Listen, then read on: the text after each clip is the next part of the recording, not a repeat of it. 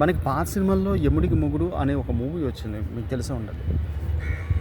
అది 88 ప్రాంతంలోని వచ్చింది ఆ మూవీ. వైజాగ్‌లోని రేపు చిరంజీవి గారి సినిమా రిలీజ్ అని చెప్పి పెద్ద పెద్ద అరుపులు, కేకలతోటి బైకుల మీద వెళ్ళారు. ఆ కాలంలో ఉన్న బైకులు హీరో హోండాలు లాంటివి ఉండేవి కదా! పెద్ద పెద్ద అరుపులు, కేకలతో వెళ్ళడం నేను స్వయంగా కిటికీ నుంచి చూడడం నాకు బాగా తెలుసు. పెద్ద పెద్ద అరుపులు, కేకలు, చిరంజీవి ఫోటో పెట్టి ఆ కాలంలోనే షర్ట్స్ పెట్టుకొని వెళ్ళడం నేను స్వయంగా చూశాను. నేను అప్పుడు విషయాన్ని మీకు ఇప్పుడు పరిచయం చేస్తున్నాను. ఒక విషయం గుర్తుంచుకోండి. ఆ తర్వాత సేమ్ టైం ఏంటంటే కొద్ది గ్యాప్ తర్వాత కాలం ఎప్పుడో విన్నది ఏంటంటే రజనీకాంత్ గారు కూడా అదే స్టోరీతో అదే సినిమా అదే విధంగా 'యముడికి మొగుడు' సినిమా తీశారు. అయితే ఇక్కడ గుర్తుంచుకోవాల్సిన విషయం ఏంటంటే 'యముడికి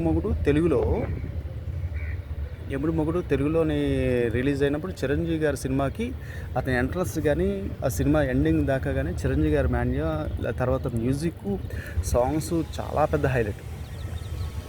చాలా మెయిన్ 'యముడికి మొగుడికి' ప్లస్ పాయింట్ ఏమిటి అంటే ఆ మ్యూజిక్ హైలైట్ అండి.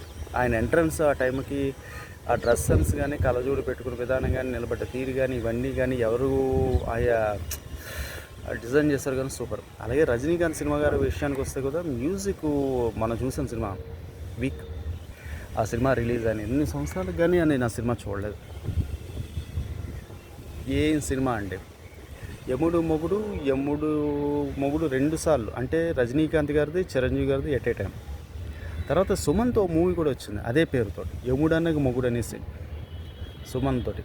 అయితే అందులో సుమన్ ఏంటంటే నిరుద్యోగి, డబ్బులు లేక నవగ్రహాల దగ్గర డబ్బులు దొంగిలించి వస్తే సత్యనారాయణ శనీశ్వరుడు అనమాట. అదే దొంగిలిస్తా అని చెప్పి ఏడిస్తా అని చెప్పి వచ్చి సత్యనారాయణ అంటే సత్యనారాయణ కోట శ్రీనివాసరావు గారు యముడు అనమాట.